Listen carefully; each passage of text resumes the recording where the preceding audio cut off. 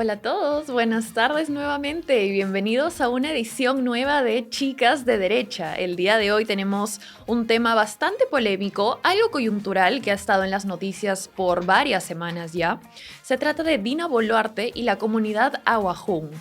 ¿Tiene interés la presidente en esta comunidad en resolver sus problemas o es puro floro?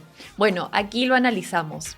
Primero quiero repasar con ustedes un poco de lo que pasó en el caso Condorcanqui, ya que el Minedu detalló que del 2010 al 2024 se han presentado 524 casos de abuso sexual a estudiantes de las instituciones educativas de la UGEL Condorcanqui por parte de sus docentes. Imagínense. Además, detallaron que de los denunciados, 112 fueron retirados y 4 cesados de forma temporal. Esto sucedió después de que el 28 de mayo una comisión especializada viajara a la zona para atender esta denuncia. ¿No? Ustedes se acordarán que hace un tiempo pues, salió en las noticias, en varios informes, estos casos de abusos, ¿no? A menores, a niñas, incluso a niños de todas las edades. Lo cual resulta francamente lamentable que esto pueda seguir ocurriendo en nuestro país en pleno siglo XXI.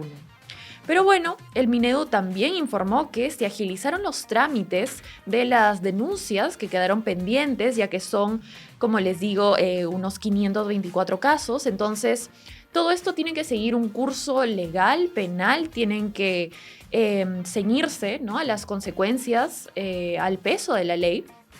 Pero algo resaltante que a mí en lo particular me llamó mucho la atención y que me parece fatal, por decirlo ya coloquialmente, es que ni el ministro de Educación ha viajado a la zona, ni la presidenta de la República ha viajado a la zona para atender estos casos de manera personal.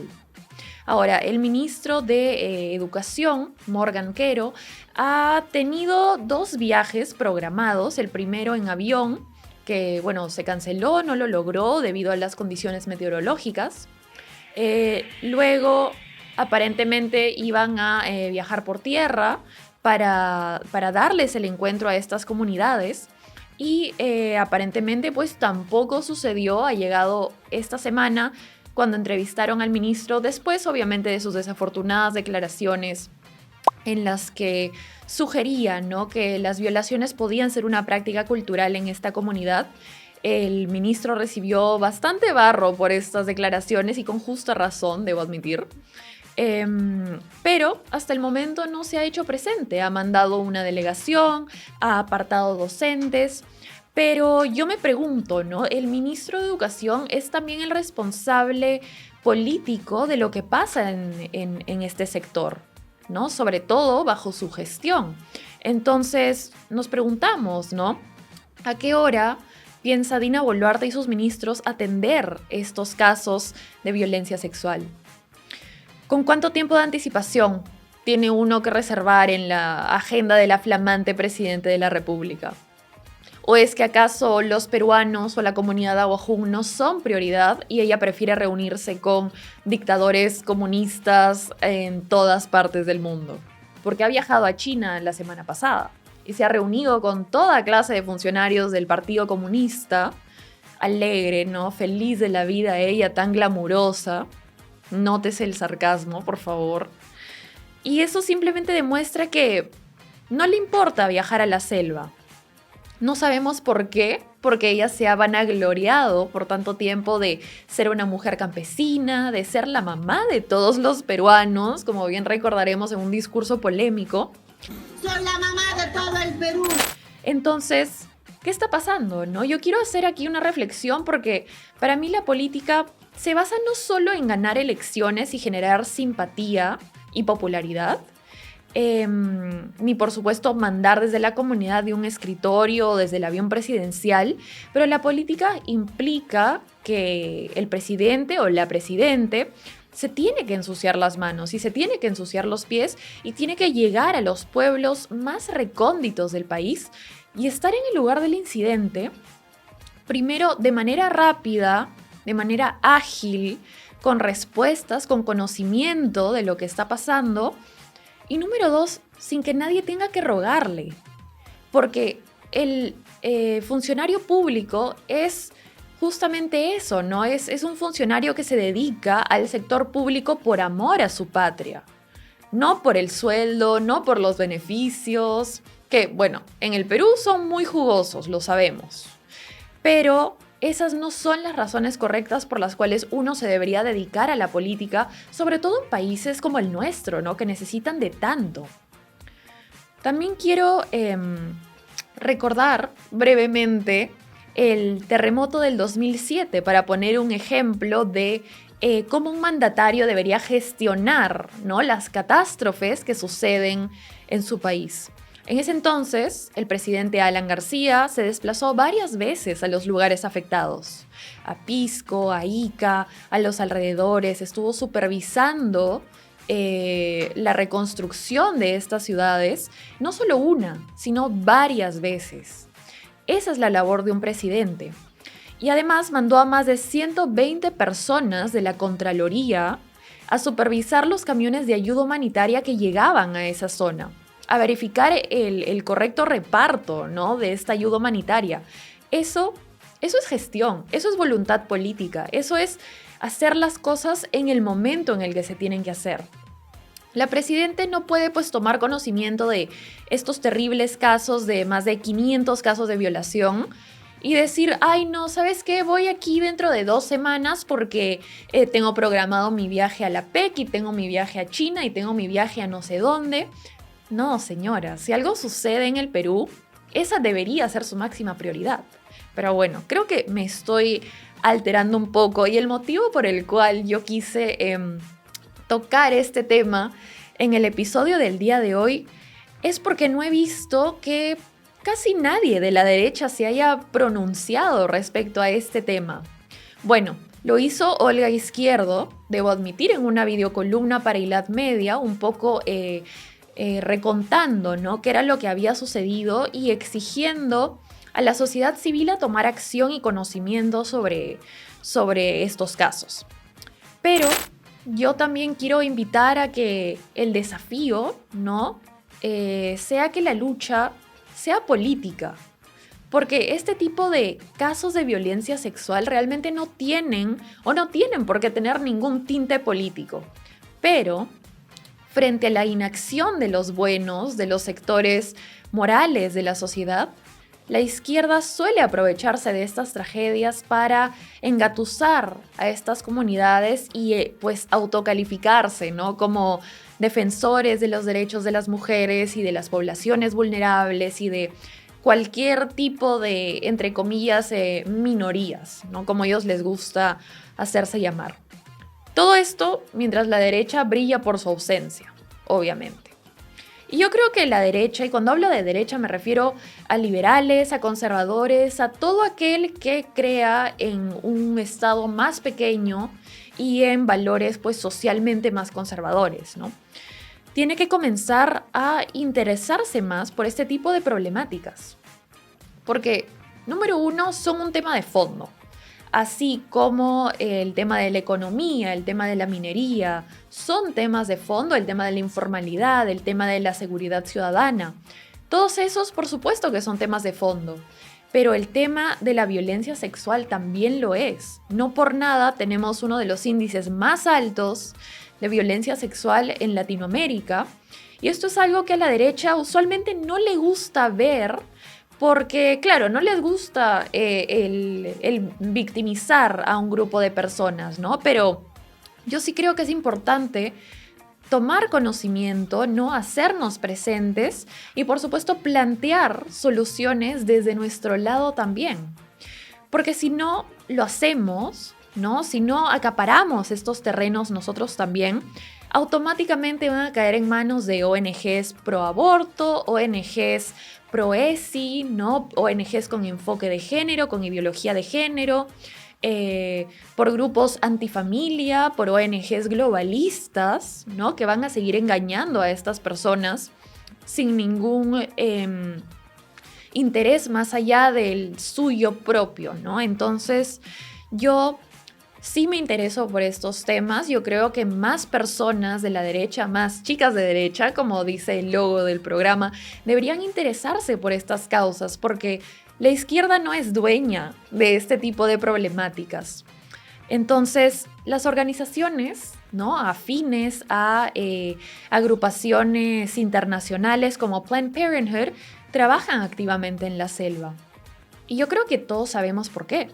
Porque es mucho más fácil llegar a convencer a estas personas debido a la falta de conectividad, a la falta de información, ¿no? Y a la falta de facilidades. O sea, y la selva es mucho más difícil de penetrar por el ciudadano común y corriente, digamos, no. La región de la selva no es como una ciudad plana en la que cualquiera se puede desplazar y va a haber la misma velocidad de internet. No, son comunidades a las que hay que llegar después de muchas horas de viaje, con, bueno, carreteras o incluso en trocha, ¿no? Entonces, son lugares difíciles de penetrar.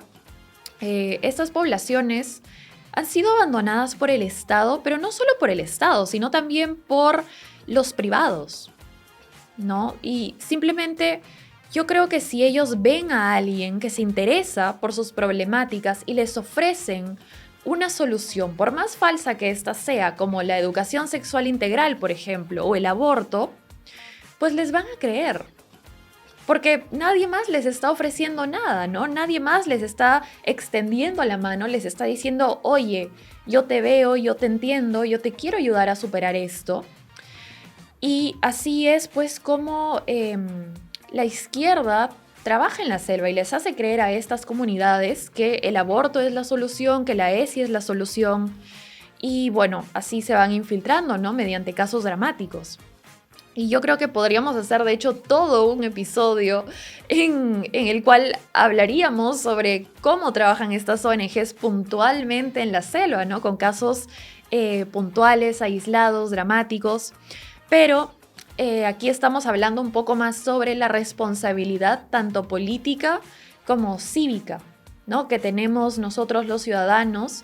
Y como lo digo yo desde aquí, ¿no?, los ciudadanos de bien, los ciudadanos que defendemos a la familia y los valores, a también interesarnos por este tipo de problemáticas.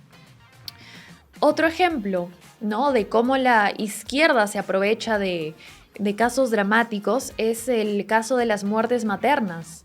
No sé si ustedes saben, pero esta semana la región Pasco ha sumado ya 6 muertes maternas en lo que va del año, lo cual, como les dije en un inicio, es inaceptable en un país como el nuestro en pleno siglo XXI. Por Dios, ¿dónde estamos, no? No tenemos ni acceso a servicios básicos y la presidenta se está yendo a China y están todos peleando por un Rolex.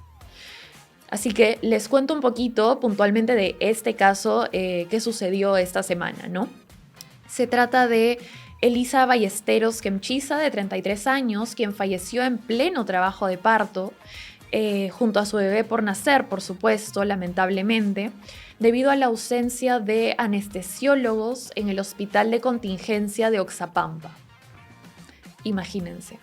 La víctima dejó atrás 4 hijos huérfanos y a toda una comunidad consternada por la falta de personal médico preparado para atender un parto, un simple parto, algo que viene sucediendo desde el inicio de la humanidad, básicamente.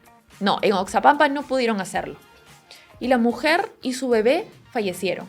2 muertes trágicas que, como les digo, en pleno siglo XXI no tendrían por qué haber ocurrido. Así que la familia de Elisa está exigiendo, obviamente, la atención de las autoridades, de la Dirección Regional de Salud de Pasco, y también están exigiendo la renuncia de Edith Torres, quien es la actual directora del hospital, a quien culpan, ¿no?, por todas estas carencias y medidas efectivas ante la escasez de personal especializado. Y finalmente, pues quiero contarles que ante todo esto, con la familia de Elisa, los primeros en llegar a esta zona, ¿no?, a Oxapampa, ¿saben quién estaba ahí presionando y enviando comunicados y manifestándose? Las ONGs de derechos humanos, de falsos derechos humanos, debo decir. Manuela Ramos, Apropo, impares, promsex. Y mientras tanto, ¿la derecha qué? ¿Dónde estamos nosotros? ¿Por qué no estamos hablando de estos temas? ¿Por qué no estamos alzando la voz por estas mujeres? Habiéndose aprobado ya una ley hecha por la congresista Rosángela Barbarán que protege a la madre gestante, a su entorno familiar y al niño por nacer. ¿Por qué no se está haciendo cumplir esa ley que ya fue promulgada, dicho sea de paso? Se supone que es una causa que nos interesa. Entonces yo, genuinamente, con mucho dolor al saber el caso de las niñas Aguajún y el caso de Elisa Ballesteros, los invito a interesarse porque es ahí donde las ONGs de izquierda y los políticos oportunistas de izquierda ganan terreno. Mientras nosotros estamos ocupados peleándonos por el impuesto a la renta, por el IGB, por la informalidad, sí, que son temas importantes, pero estamos dejando que el otro lado avance con la cancha limpia, no tienen oponentes. Y creo que no deberíamos ser tan ensimismados, ¿no? en temas económicos. En Instagram nos preguntan o nos comentan: el actual ministro de Educación es un mediocre, incapaz de tener empatía o de ser más humano para atender el caso de las violaciones de las niñas Aguajún. Concuerdo, estoy de acuerdo y lo ha demostrado ya en varias ocasiones, ¿no? En las que en vez de preocuparse por los problemas de su sector, ha estado poniendo el pecho, ¿no? Pechando, haciendo el chaleco de la Presidenta de la República, defendiéndola a capa y espada. Desde TikTok nos escribe de Israel: los zurdos se aprovechan de las minorías al final y tanto que dicen defenderlas. Eso es cierto. Veamos el caso, por ejemplo, de Promsex, de quienes yo saqué una videocolumna hace tiempo, hablando un poco sobre el caso Camila, ¿no? Ustedes se acordarán de esta niña llamada Camila, que fue ultrajada por su padrastro y tuvo que recurrir a un aborto, el cual en un inicio se le fue negado, por lo cual tuvo un aborto espontáneo. Promsex ha utilizado este caso para capitalizar, para tratar de legalizar el aborto, ha utilizado este caso para abanderarse en sus redes sociales como los defensores de las niñas peruanas. Han trabajado junto a Planned Parenthood la campaña Niñas No Madres. Entonces, claro, y te lo pintan muy bonito, ¿no? Por supuesto que las niñas no deben ser madres, pero ellos no están viendo las causas de fondo por las cuales esto sucede. ¿Por qué no vemos a estas ONGs, por ejemplo, pedir penas más severas para los violadores, asesinos, feminicidas, etc.? Eso no les conviene, porque ahí se les acaba el negocio. Lo que ellos quieren es legalizar el aborto y punto. De ahí todo lo que hay en medio, ¿no? Violencia, condiciones de vida precarias, falta de educación. No, eso no les interesa resolver. Eso no está en su agenda.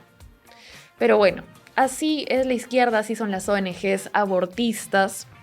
Desde TikTok, César nos pregunta: ¿cuál crees que sería la solución en el caso de Aguajún? Bueno, bastante complejo es este caso, ¿no? Yo creo que una de las soluciones, como lo mencioné hace un momento, sería apresar a todos los acusados inmediatamente, así como les ponen prisión preventiva a los políticos, a Keiko Fujimori innumerables veces por cualquier motivo, básicamente. Bueno, igual deberían ponerle prisión preventiva a estos pseudodocentes que están abusando de sus alumnas. Y aún más, se ha hecho de público conocimiento que incluso estas violaciones se han dado en, ¿cómo puedo decirlo?, en habitaciones, en alojamientos del Estado para estas estudiantes. Entonces, las niñas tienen derecho a ser niñas, y el entorno académico pues tiene que mantenerse como tal, con altos estándares de calidad, con maestros de calidad y no con abusadores disfrazados de maestros, ¿no? Tiene que haber una inyección en la comunidad Aguajún de desarrollo, de educación, de acceso a servicios básicos, porque es realmente con educación en valores con lo que vamos a combatir este tipo de situaciones. TikTok. Chris nos dice desde TikTok que peor es el ministro que dice que las violaciones son prácticas culturales. Sí, a eso me refería cuando hice mención a sus desafortunadas declaraciones. Realmente desafortunadas. Por mí está bien que lo hayan chancado. Obviamente no desde la óptica sensacionalista, ¿no? Por la cual lo quieren llevar estas agrupaciones de falsos derechos humanos o pro aborto. Pero, como les digo, yo creo que es un tema que merece ser abordado también por distintas áreas de la sociedad y que no solo debe dejarse en manos progresistas, porque si no, de aquí a 10 años, 20 años, vamos a ver que la única solución para estas mismas comunidades va a ser el aborto. Y yo no creo que ninguna de estas chicas vaya a querer recurrir a eso, porque el aborto es una práctica traumática. Pero bueno, y quiero agradecerles a todos por estar aquí conmigo, para acompañarme en un nuevo episodio de Chicas de Derecha. Les agradezco bastante por estar acá y ya nos vemos en una nueva edición. Si quieren, déjenme en los comentarios también sobre qué temas les gustaría que hablemos en estos espacios, porque la idea es conocernos un poco más, conversar y finalmente que el contenido y el programa pueda ser pues de interés de todos y que nos ayude a formar puentes y consensos para crear una nueva derecha al fin y al cabo. Muchas gracias por sintonizar. Yo soy Camila Craig y esto ha sido todo conmigo por hoy.